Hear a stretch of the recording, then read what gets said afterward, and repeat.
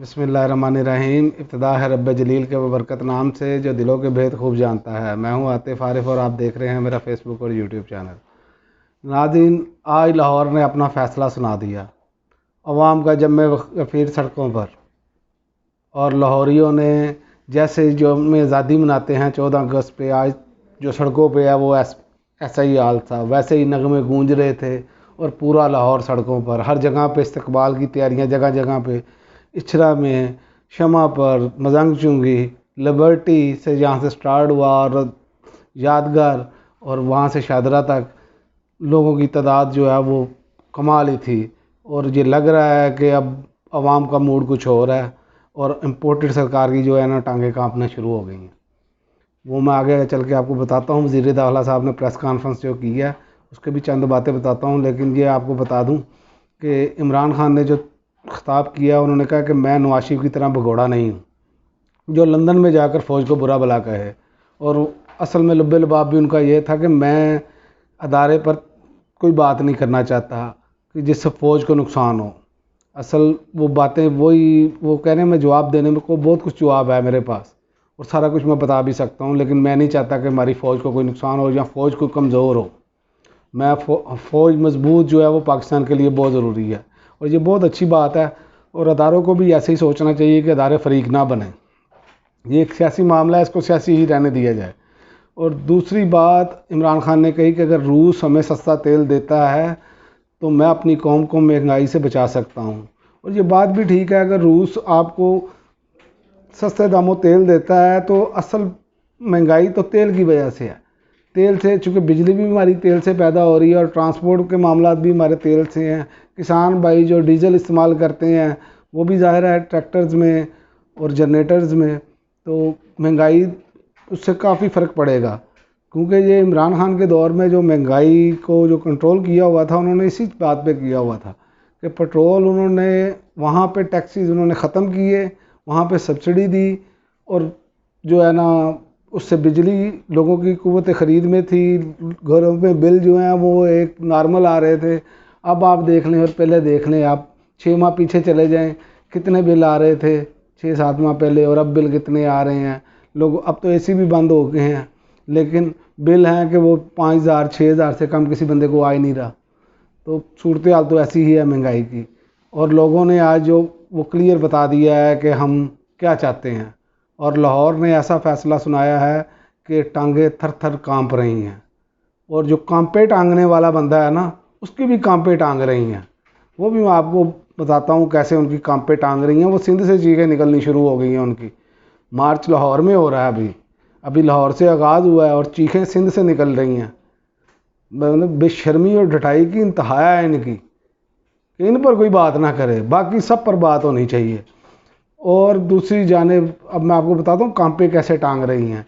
इस्लामाबाद में हज़ारों सिक्योरिटी एहलकार तैनात कर दिए गए हैं और कंटेनरों की तो बहार ही आ गई है ना। वहाँ पे किला बंद कर लिया है। और भाई क्यों किला बंद आपने कर लिया है? क्यों आपने, जब वो कह रहे हैं हम पुरअमन आ रहे हैं, तो वहाँ पे सिक्योरिटी एहलकार है ना, अगर कानून की खिलाफ वर्जी होगी तो फिर आप ये इकदाम उठाएं। पहले ही आपने हर चीज़ इतनी क्रिएट कर दी गई है कि कुछ ना कुछ हो। और आप चाहते हैं अगर खुदा न खास्ता ऐसा कुछ हुआ तो राणा साहब आपके साथ बहुत बुरा होगा, अब किसी और के साथ हो ना हो। क्योंकि जो आपकी ज़बान दराजी है ना वो बहुत बेकाबू है। जो इस हुकूमत को नुकसान पहुंचेगा, जो भी मामलात अगर होंगे तो वो आपकी बदज़बानी की वजह से होंगे। ये उनके अल्फाज चेक करें, अभी तो मैंने बहुत नरम से उसमें से नोट किए हैं। जैसे ही उन्होंने सख्त ज़बान इस्तेमाल की है ना तो फिर कहते हैं पैमरा नोटिस ले कि इमरान खान की बात ना चले, तो आप तलावत करते हैं आके। बेशर्मी और डटाई आप में ये है। राणा सलाउल्लाह का कहना है कि धमकियां देखें आप कैसे कह रहे हैं, दे रहे हैं। कहते हैं चढ़ाई करने वालों का अंजाम ऐसा होगा कि दोबारा लॉन्ग मार्च का सोचेगा भी नहीं। जैसे इनकी जाती जागीर है पाकिस्तान। और भाई एहतजाज हर बंदे का अपना हक है, आइन उसे हक देता है। आप कौन होते हैं कहने वाले? आप क्या लेने आए थे? आपकी जमात क्या लेने आई थी? पीपल्स पार्टी क्या लेने आई थी? मौलाना फजलुर रहमान क्या लेने आए थे? उस वक्त ये चीज़ें जायज़ थी, जब दूसरा करे तो नाजायज़ है।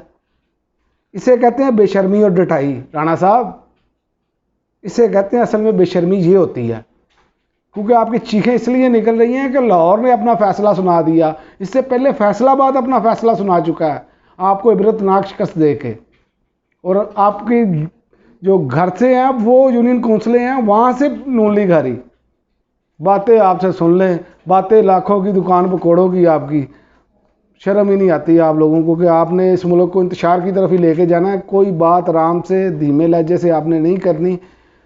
हुकूमतों का काम जो होता है वो आपने नहीं करना। आप वही अपनी गुंडागर्दी पे हैं, और गुंडागर्दी अब वो दौर नहीं रहा कि आप गुंडागर्दी करेंगे और लोग इसे तस्लीम कर लेंगे। अब लोग तस्लीम करने के लिए तैयार नहीं हैं। और अगली बात, ये आपके मुंह पर एक ज़ोरदार तमाचा है। वज़ीर आज़म के फोकल पर्सन अहमद जवाद ने इस्तीफ़ा दे दिया है, और उन्होंने कहा है कि अरशद शरीफ का कफन मैला होने से पहले अपने ज़मीर की आवाज़ पर मैंने इस्तीफ़ा दिया है। और एक और बात उन्होंने की है, उन्होंने कहा हुकूमत के तमाम फैसले 3 जगहों से आते हैं, 3 मुख्तलिफ जगहों से आते हैं। आप कह रहे हैं जी हम हुकूमत कर रहे हैं, हम कठपुतली नहीं हैं। पता नहीं आपको कौन बाइट से आपको फैसले करके देता है, तो आप आगे करते हैं। भाई ये पाकिस्तान है, यहाँ के फैसले आप करें, यहाँ के हुक्मरान करें, अपनी समझ और फहम के साथ करें। यही तो असल में जंग है जो इमरान खान लड़ रहा है। वो यही तो कह रहे हैं बार बार कि इस मुल्क के फैसले इस मुल्क की आवाम करे, इस मुल्क के लोग करें, बाहर से कोई ना करे। लेकिन आपको नहीं समझ आ रही। और लाहौरियों ने तो आज अपना हक अदा कर दिया है। उन्होंने नारेबाजी कमाल की, और जो उन्होंने नगमे चलाए वो कमाल है। जो इब्रारुल हक का नगमा है उसको उन्होंने बहुत ज़्यादा इंजॉय किया, और ऐसे इंजॉय कर रहे थे जैसे 14 अगस्त पे लोग करते हैं। ये अभी 25 मई में भी यही हाल होना था अगर आप गुंडागर्दी ना करते। राणा सनाउल्लाह साहब, आपकी हुकूमत गुंडागर्दी ना करती। आपने चादर और चार दीवारी का तकद्दस पामाल किया और लोगों को तशद्दुद किया, लोगों के घरों में घुस गए आप, वहाँ से जाके आपने गिरफ्तारियाँ की। और फिर ये तो होना था ना, कोई जुल्म आप कर रहे हैं तो आप जुल्म करके समझते हैं जी हमने तो 2000 बंदा नहीं निकलने दिया। राणा साहब, आपके पास 4 बंदे खड़े कर दिए जाए ना तो आप एक कदम नहीं आगे कर सकते, ये भी मैं आपको बता दूं। तो आपने तो पुलिस एहलकारों को यलगार कर दी थी। आज आपने देख लिया ना लाहौर, और आज पैमरान ने भी साथ ही जो है वो कह दिया कि लाइव कवरेज ना करें आप। ये तो आपकी टांगे का इतनी कांप रही है कि आपको समझ ही नहीं आ रही कि कवरेज ना करें। क्या इंटरनेशनल मीडिया कवरेज नहीं कर रहा? वो तो कर रहा है ना कवरेज, वहाँ से लोग देख रहे हैं। ट्रेंड्स आपने बंद कर दिए सोशल मीडिया के, सारा कुछ आप बंद करते चले जा रहे हैं, और आप समझ रहे हैं कि आप हुकूमत कर रहे हैं एक छोटी सी जगह पे बैठ के इस्लामाबाद में। ये हुकूमत नहीं होती। हुकूमत वही होती है जिसको अवाम हुकूमत दें। ऐसे जब साजिशें करके आएंगे तो ऐसे ही होगा आपके साथ, और ऐसे ही होना है। और मैं आपको बता दूं, लाहौर जाग चुका है, और लाहौर ने ही जो आज़ादी की तहरीक में जो है सबसे पहले लाहौर से स्टार्ट लिया था कायद आज़म मोहम्मद अली जिन्ना ने। आपको याद होगा करारदाद पाकिस्तान, वो लाहौर मीनार पाकिस्तान से स्टार्ट था, और उसने पाकिस्तान को ऐसी बुनियाद रखी, उसने पाकिस्तान को आज़ादी लेकर दी। और ये भी अब लाहौर से स्टार्ट है।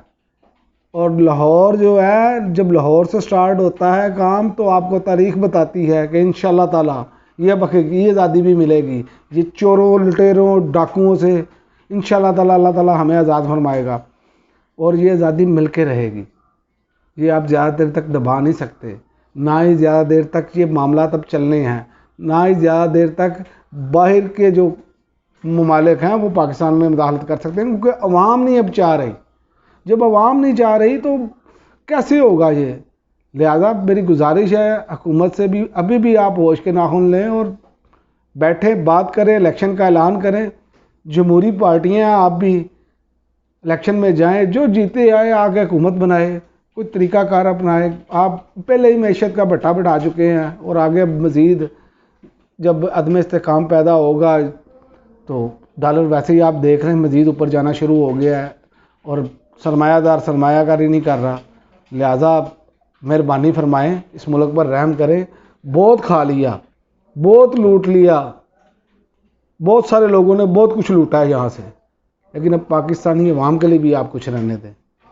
खा खा के पेट नहीं भरा। वो साद रफ़ीक साहब ने कहा था जी, आसफ अली जरदारी साहब ने, जरदारी साहब खा खा के आपका पेट नहीं भरा अभी तक। तो ख्वाजा साद रफ़ीक साहब को भी मैं मुखातब कर रहा हूँ कि आपकी जमात का भी खा खा के पेट नहीं भरा और PDM की जमातों का भी खा खा के पेट नहीं भर रहा। खुदा अब इस अवाम की जान छोड़ें, जनरल इलेक्शन की तरफ जाएं, आम इंतखाबात करवाएं, जिसको अवाम वोट दें और शफाफ इंतखाबात कराएं। ऐसे ना कराएं कि जैसे 20-20-30 हज़ार जली वोट पहले ही डले हुए थे डब्बों में। ये ऐसा नहीं होना चाहिए। ये इलेक्शन कमीशन को आप साथ मिलाकर खेलते हैं और बाकी लोगों को आप जो साथ मिलाकर खेलते हैं, वो ऐसे काम नहीं चलेगा। और एक और बात की है राना सनाउल्लाह साहब ने कि जी किसी को पर तशद्दुद नहीं हुआ।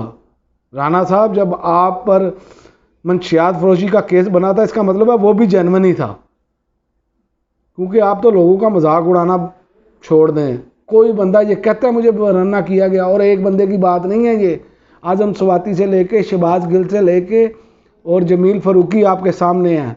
जमील फ़ारूकी कोई PTI का रुकन नहीं था। जमील फ़ारूकी एक सहाफ़ी है, उसने भी कहा हमें नंगा किया गया। राना साहब, जब आप नंगे होंगे तो फिर आपको एहसास होगा कि नंगा कैसे होता है बंदा। कोई खुदा का खौफ करें, अल्लाह ना करे ऐसा वक्त किसी पर भी आए। उसका मजाक ना उड़ाएं, बल्कि अपने आप को, अपनी गलतियों को दुरुस्त सिमत पर लेकर जाएं। और आखिर में मैं आपको बता दूं कि ये फोकल पर्सन जो जवाद अहमद हैं, जिन्होंने इस्तीफ़ा दिया है वज़ीर आज़म के, उन्होंने भी बातों बातों में बातें क्लियर कर दी हैं। अक्लमंद के लिए इशारा ही काफ़ी है। जो ज़मीर वाला बंदा होगा उसे पता है कि वो क्या कह रहे हैं।